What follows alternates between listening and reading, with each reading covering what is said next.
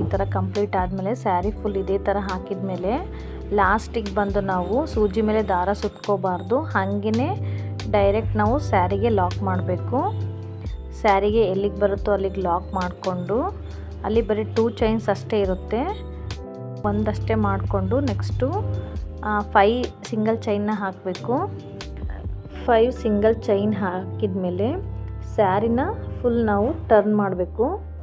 Hole sari full turn ಮಾಡಿಕೊಡ್ರಿ. ನೀಟಾಗಿ turn ಮಾಡಿ ಅದೇನು ನಾವು ಬೀಡ್ ಹಾಕಿದ್ವಲ್ಲ, ಬೀಡ್ ಬ್ಯಾಕ್ ಸೈಡ್ ಒಂದು ಸ್ಮಾಲ್ ಹೋಲ್ ಗ್ಯಾಪ್ ಕಾಣಿಸುತ್ತೆ. ಆ ಹೋಲ್ ಗ್ಯಾಪ್ಗೆ ಹೋಗಿ ದಾರ ತೊಗೊಂಬಂದು ನಾವು ನೀಡಲ್ ಮೇಲೆ 2 ದಾರ ಇರುತ್ತೆ, ಅದೆರಡು ಸೇರಿಸಿ 1 ಮಾಡಬೇಕು. ಸೊ ಮತ್ತೆ 5 ಚೈನ್ಸ್ ಹಾಕಬೇಕು. 5 ಚೈನ್ಸ್ ಹಾಕಿ ನೆಕ್ಸ್ಟ್ ಪಕ್ಕದಲ್ಲಿ ಒಂದು ಹೋಲ್ ಗ್ಯಾಪ್ ಇರುತ್ತೆ, ಅದಕ್ಕೆ ಹೋಗಿ ನಾವು ದಾರ ತೊಗೊಂಬಂದು ನಾವು ಲಾಕ್ ಮಾಡಬೇಕು. ಮತ್ತೆ 5 ಚೈನ್ಸ್ ಹಾಕಬೇಕು.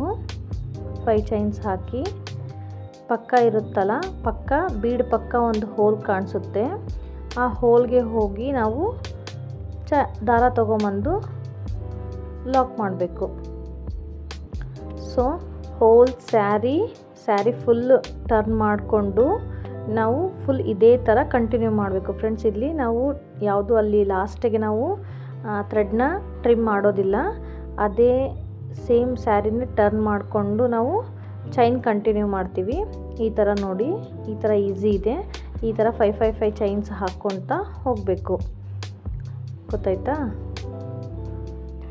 ನೆಕ್ಸ್ಟು ಸ್ಯಾರೀಲಿ 5 ಚೈನ್ಸ್ ಹಾಕ್ಕೊಂಬಂದು ಲಾಸ್ಟ್ಗೆ 2 ಚೈನ್ಸ್ ಹಾಕಿ ನಾವು ಟ್ರಿಮ್ ಮಾಡಬೇಕು. ಟ್ರಿಮ್ ಮಾಡಿ ದಾರಾನ ಹೊರಗಡೆ ತೆಗೆದ್ರೆ ಅದು ಲಾಕ್ ಆಗುತ್ತೆ.